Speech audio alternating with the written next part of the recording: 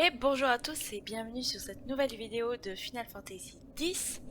Alors, d'abord, pour commencer cet épisode qui va être sûrement riche en émotions, riche en cinématiques, en action, tout ça, peut-être en évolution de nos connaissances sur le scénario et de nos compréhensions du scénario et tout ça, j'ai une petite chose à vous dire.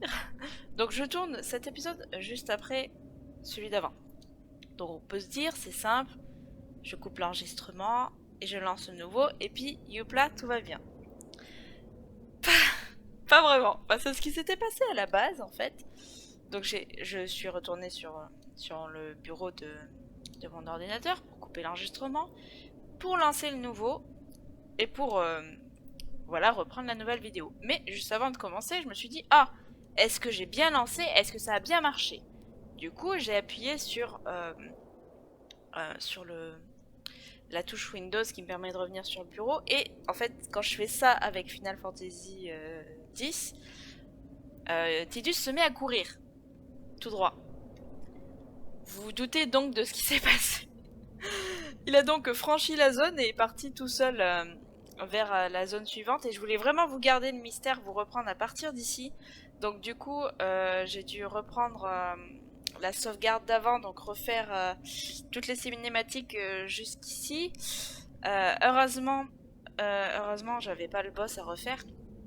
Mais bon, la sauvegarde automatique me remettait au dernier point de sauvegarde automatique, donc avec le petit chocobo en bas, donc la nouvelle zone, donc l'endroit que nous allons découvrir ensemble. Voilà, donc c'était pour vous raconter toutes les petites aventures qui sont arrivées entre ces deux épisodes, mais maintenant tout va bien, nous sommes prêts, et on va pouvoir découvrir ça ensemble. J'espère que vous allez bien.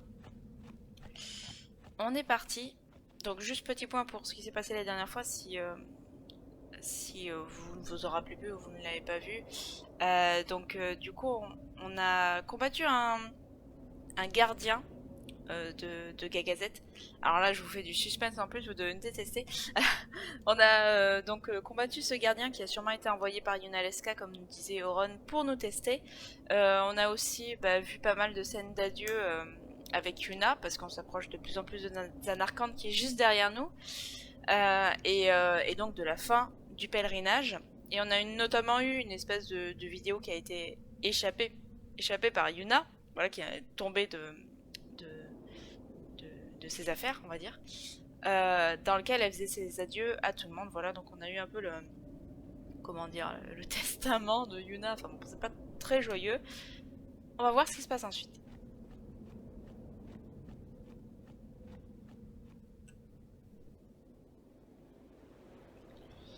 Alors, reconnaissez-vous cet endroit? Bon, déjà, c'est très beau, hein, je pense qu'on est d'accord. Mais reconnaissez-vous, j'ai même pas de map en haut. Enfin, on est vraiment en immersion dans l'histoire là. Rappelez-vous de cet endroit.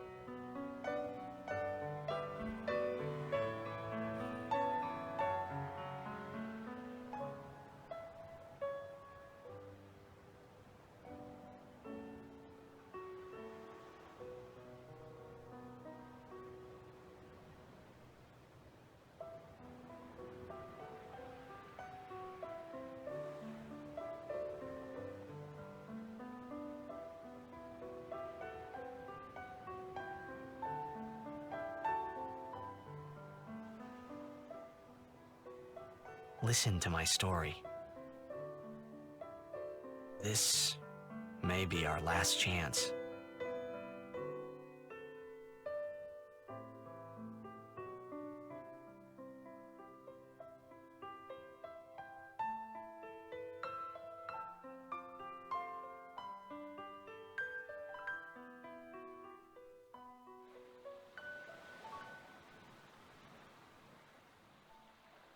Hey, there was more, right?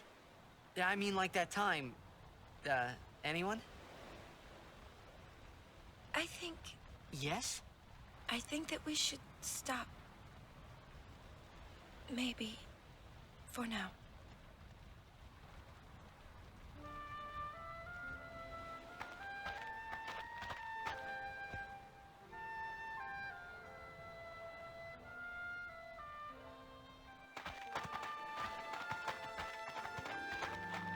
Let's go.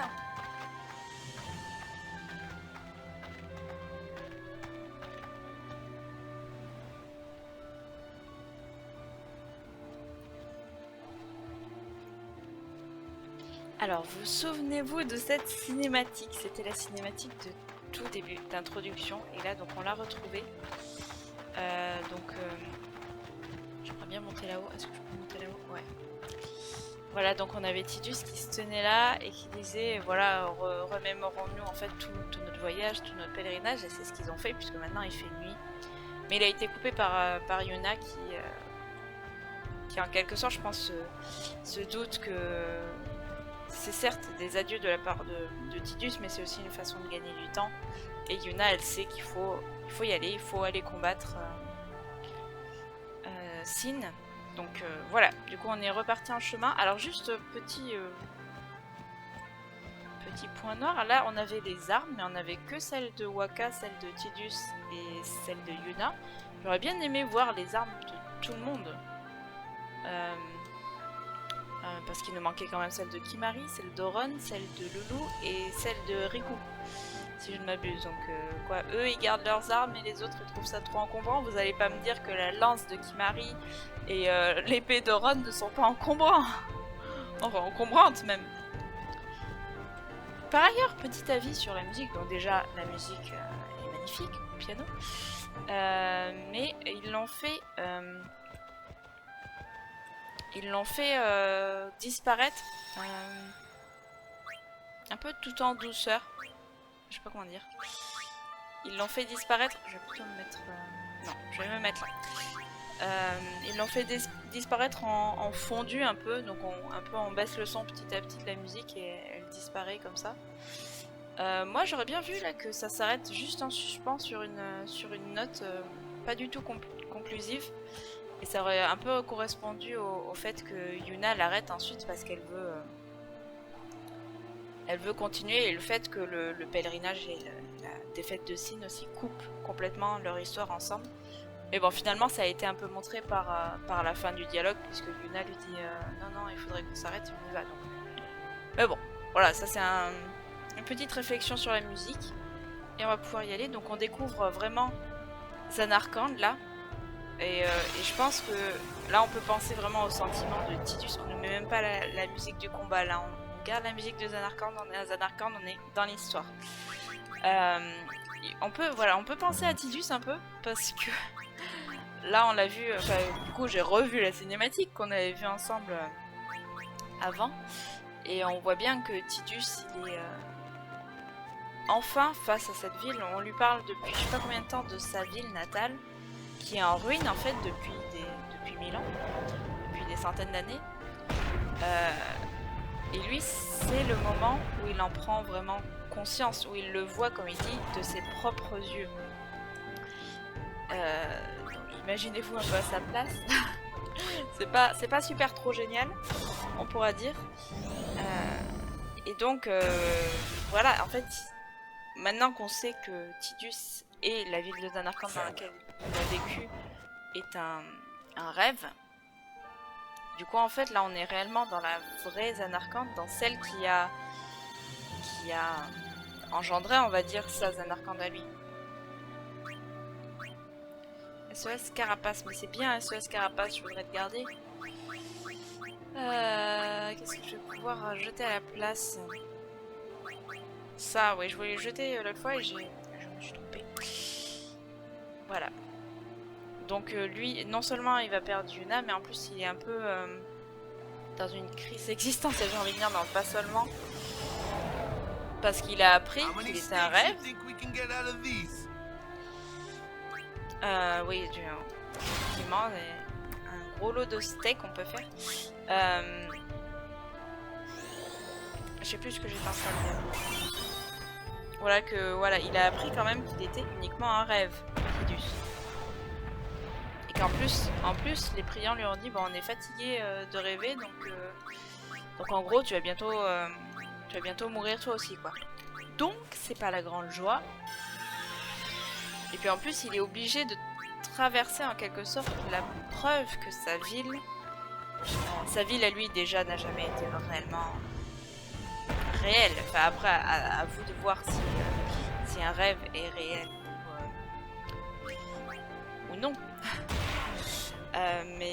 Parce que c'est vrai que à partir du moment où on rêve de quelque chose, même si ça se passe pas, on va dire, dans notre réalité, c'est quand même une histoire qui se déroule réellement, on va dire. Enfin, je sais pas si c'est clair ce que je dis. Enfin, je veux dire, vous êtes d'accord que vous êtes en train de dormir quand vous rêvez? Percer SOS Overdrive x2. Ah bah oui. On va lâcher celle-ci du coup. Donc du coup, c'est clair que vous ne faites pas vraiment ces actions, mais pendant le temps où vous rêvez, cette histoire, vous êtes en train de la vivre. Enfin, votre conscience ou inconscience plutôt est en train de la vivre. Donc en quelque sorte, ça a une réalité à un moment. Bref, donc dans tous les cas, lui, ce n'est qu'un rêve, en quelque sorte. Donc il n'est pas réel, en quelque sorte, là aussi. La réalité en fait c'est cette ville détruite, c'est cette ville qui a subi la guerre il y a très longtemps et dont il reste que des ruines, presque rien, pas d'être vivant en tout cas, pas de vie. Donc voilà, c'est pas facile, tout ça pour dire ça. N'hésitez pas à me dire ce que vous en pensez dans les commentaires. Alors faudrait peut-être que je me rappelle un peu de mes touches. Et Y c'est celui-ci, voilà.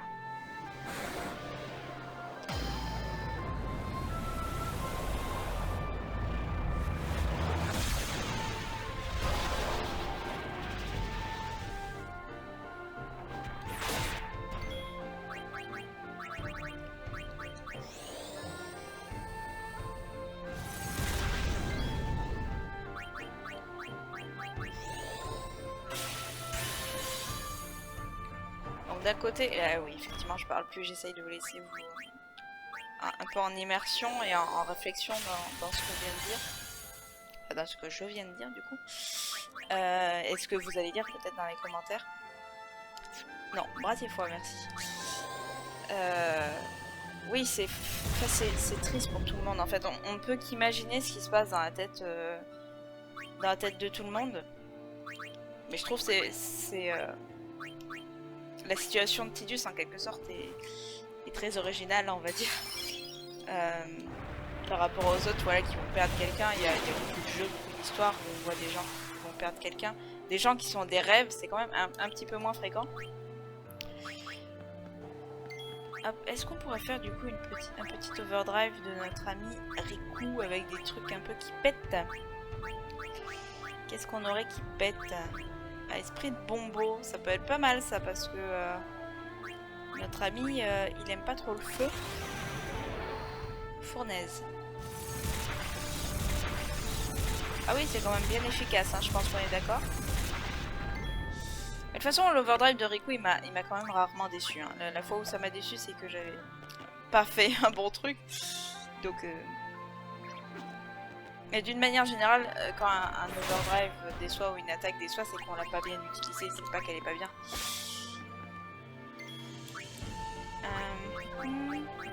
Kimari. Ouais, tout le monde est un peu dans le mal, hein. Vite un remède, quelque chose, parce que là... Bah, c'est normal, hein, on est vers la fin du jeu, donc les monstres sont coriaces. C'est tout à fait normal. Alors, du coup, on va aussi soigner notre voisine juste à côté, Loulou. Voilà. Est-ce qu'il y a autre chose à voler? Non.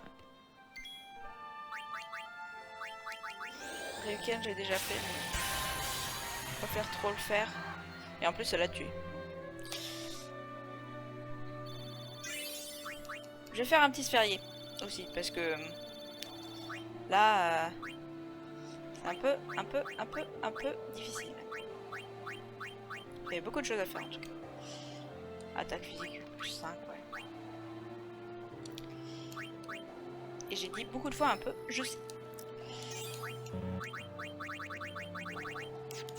Alors, je pense qu'on ne sait pas tout non plus. Hein. Enfin, encore maintenant, on a eu plein d'informations les dernières fois, mais encore maintenant, on a encore plein de mystères et je pense qu'on va en avoir beaucoup. Notamment d'après ce que nous tease un peu Auron depuis quelques temps, qui nous dit à chaque fois, ouais, c'est ton pèlerinage aussi, donc c'est à toi de découvrir les secrets. Et à mon avis, quand on va rencontrer Yunalesca, ça va être un peu la déferlante de révélations. On va apprendre beaucoup de choses. Et je pense que ça va être pas forcément des choses forcément positives. Ça m'étonnerait qu'Yunalesca nous révèle, en tout cas pas directement, nous révèle comment vaincre Sin sans perdre Yuna. Parce que sinon elle l'aurait fait pour elle-même, ou pour Braska, ou pour n'importe qui est passé avant nous, quoi.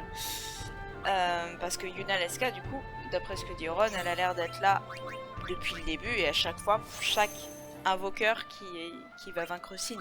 Donc on voit pas trop pourquoi elle nous donnerait la solution maintenant à nous, alors qu'elle l'a pas fait avec les autres.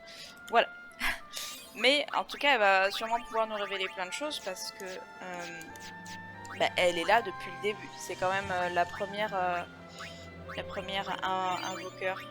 invocatrice, je sais jamais comment dire, qui a vaincu Sin, qui s'est sacrifiée pour vaincre Sin. Donc elle en sait sûrement très long. Ça fait 1000 ans qu'elle est là, à mon avis. Ça va être très intéressant.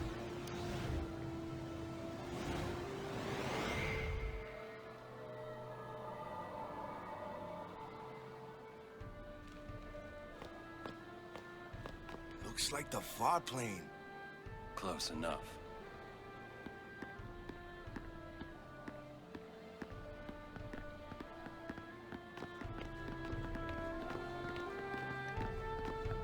En même temps, effectivement, il y a beaucoup de fluoricioles, donc plus fluoricioles, c'est bien ça, je crois.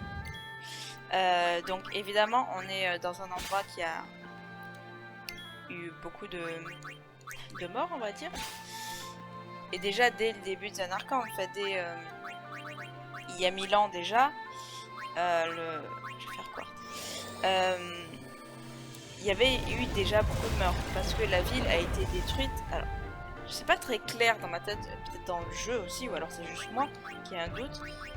Je suis plus sûre si Zanarkand a été détruite par Sin au moment où il est apparu pour en quelque sorte mettre fin à la guerre des machines, ou s'il a été tué justement par la guerre des machines.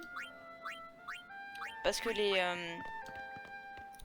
priants, ils nous ont clairement dit qu'ils avaient fait en quelque sorte une copie onirique de... Oh, c'est pas beaucoup ça. Une copie onirique de Zanarkand parce qu'ils savaient que de toute façon elle serait pas victorieuse dans cette guerre, que Bevel avait de bien meilleures machines et que Zanarkand allait se faire détruire. Mais est-ce que c'est ce qui est arrivé ou est-ce que Sin, voilà, je retrouvais plus le nom du grand méchant, c'est bien, on est perdu. Est-ce que Sin leur a coupé l'herbe sous le pied? C'est pas impossible, je me souviens plus exactement ce qu'il en est. N'hésitez pas à me dire si vous vous en souvenez, si vous êtes au clair là-dessus. J'ai un gros doute soudainement. Mais dans tous les cas, que ce soit par Sin ou par Bevel ou par je ne sais qui en tout cas, ça a été détruit en masse. Voilà, c'est pour ça qu'il n'y a que des ruines maintenant. Donc c'est pas étonnant qu'il y ait beaucoup de morts. Et qui dit beaucoup de morts dit beaucoup de monstres. Parce qu'ils n'ont sûrement pas été envoyés à l'époque. Qu'est-ce que je vais utiliser du coup? Faire celui-là. Oh là là, quelle inefficacité. J'ai du mal à combattre ce monstre. Et donc, qui dit beaucoup de monstres, du coup, dit un endroit très dangereux, donc où évidemment tous les gens y vont et éventuellement se font attaquer par les monstres et compagnie. Mistral, ouais, il se soigne. Du coup, on en arrive là où il y a du coup de plus en plus de monstres, parce qu'il y a de plus en plus de monde qui meurt sans être envoyé. Et puis en plus, c'est la route des invoqueurs, donc on imagine qu'il y a plein d'invoqueurs qui sont morts ici aussi. Ah voilà, j'ai pu récupérer des MP pour Kimahri. Ouais, donc c'est pour ça que... Enfin, je pense que c'est pour ça qu'ils disent que ça ressemble un peu à l'au-delà. Mais c'est aussi parce que c'est en quelque sorte presque une ville fantôme. Zanarkand, parce que c'est une ville qui a été laissée en ruine, qui a été laissée en l'état après ses destructions. Donc où il n'y a plus personne, évidemment. Une ville où il y a beaucoup de fluoruscioles qui se baladent. Beaucoup de monstres aussi. Et donc c'est sûr que ressemble à une ville qui pourrait se trouver dans l'au-delà. Mais arrête de te soigner, on n'a pas fini. On va pas y arriver.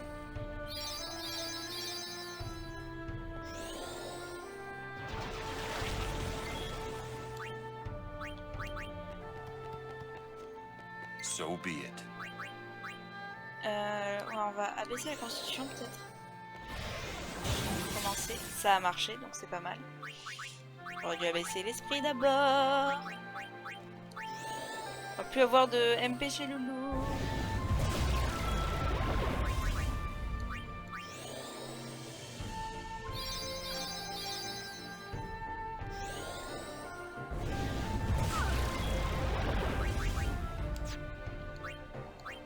Ouais, donc on va refaire prière pour soigner un peu tout le monde.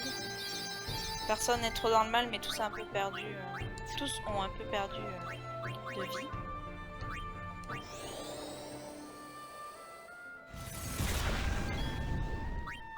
Farewell.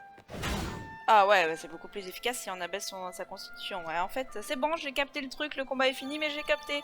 Pour les prochains, ça sera su. Excusez-moi. Puis j'ai envie de découvrir la suite, j'ai pas envie de passer 2 ans à combattre des gelées vivantes.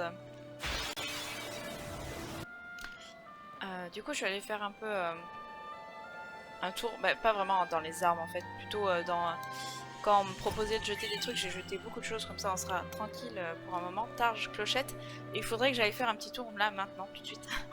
Donc déjà un peu dans le sphérié et aussi dans les armes, parce que je me suis rendu compte qu'en fait ça faisait super longtemps que j'avais pas vendu des trucs, ça je le dis depuis plusieurs épisodes effectivement, et que je devrais le faire, mais que j'avais pas changé d'arme pour prendre les plus balèzes.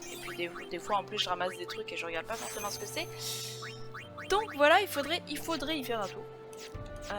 Voilà, et comme ça on sera encore plus balèze face à tout ce qu'on a affronté. Donc Yuna, qu'est-ce qu'elle a qui pourrait être pas mal? Donc elle a celui-ci, donc magique plus 5 et 3, analyse, attaque poison, attaque magique plus 3, attaque magique plus 5, attaque minimag, attaque poison.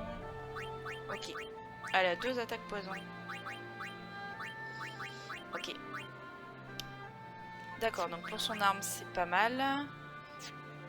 Attaque, défense, mutisme, folie, poison. Est-ce qu'on a mieux?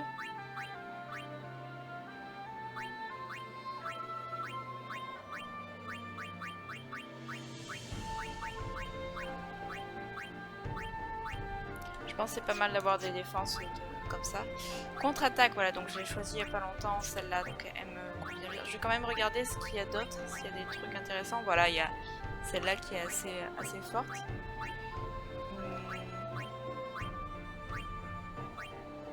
Attaque magique plus 5, capture, attaque rémunifort, attaque tonnerre. Ouais, non, celle-là elle est bien. Finalement, j'ai pas tant besoin que ça. Alors, HP plus 5%, ça par contre je peux sûrement trouver quelque chose de plus intéressant. Défense magique plus 10%.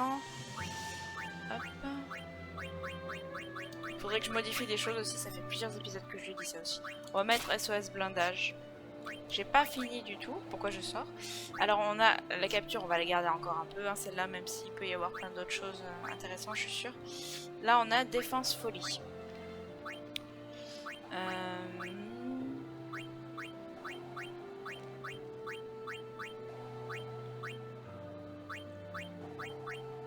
Peut-être prendre celle-là, elle a l'air pas mal, même si c'est pas mal de pas avoir la folie sur Euron, mais là du coup il y a 2 altérations d'état qui sont enlevées. Et en plus, donc c'est encore plus... c'est plus, il y a beaucoup de plus. C'est plus efficace. Qu'est-ce qu'il y a d'intéressant? Ah, elle a pas grand-chose d'intéressant, je trouve. Ah si, il y a celui-là. Qui est mieux que ce qu'elle a, on est d'accord. Oh oui. Ah, c'est bien attaque magique, oui. Qui est plus 10. Oui, mode capricieux et mieux. Ok. On va prendre celui-ci, du coup. Et on devrait voir la différence du coup.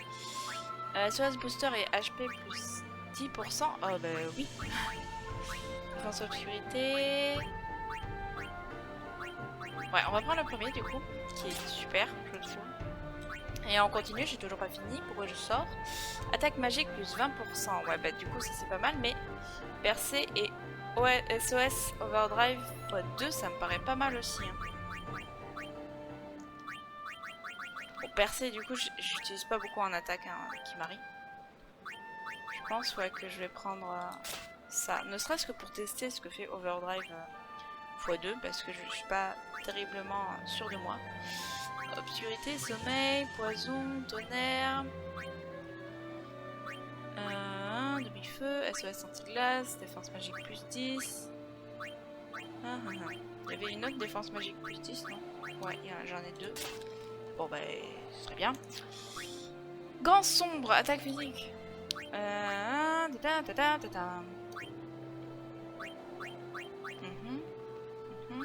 Ok, on va prendre celui-là, SOS Overdrive x2. SOS blindage. SOS boomerang. Je pense que je vais prendre ça. Faire attention avec le boomerang aussi parce que si j'envoie des magies de soins, ça peut les renvoyer sur l'ennemi du coup. Mais je serai vigilante. Hop là.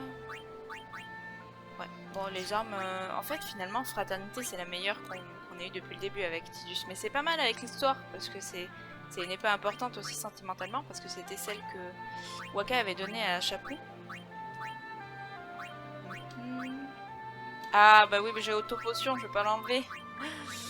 Non, non, non, non, non, je n'enlève pas, je suis trop fan de cette protection. Ça y est, c'est fini, on est reparti. Voilà, on va peut-être enfin savoir ce qui se passe là-bas alors qu'un autre combat se présente. Alors évidemment, je fais tout ça et je pense que je vais remettre capture à Wakka parce que je viens de voir laquelle. Quelle capture? Voilà. Parce que je viens de voir des ennemis volants donc et je me dis que bah, ça sera forcément avec Wakka que je les atteindrai, donc il faut que au moins que je le garde un petit moment pour pouvoir capturer les monstres dont on a besoin. Donc on continue, on se rapproche petit à petit de notre but et regardez quel est notre but. Qu'est-ce que c'est que ça? Est-ce que vous reconnaissez? Je vous laisse un peu le temps de réfléchir. Je suis où? Je suis là. Et oui, c'est le stade dans lequel on a vu jouer Tidus au tout début. C'est le stade de Blitzball de Zanarkand. Journeyer of the long road, name yourself. I am the summoner Yuna. I have come from the island of Besaid. Your eyes, my dear, show me the long road you have traveled. Very good. You have journeyed well. Lady Yunalesca will surely welcome your arrival. Go to her now, and bring your guardians with you. Go. Yes.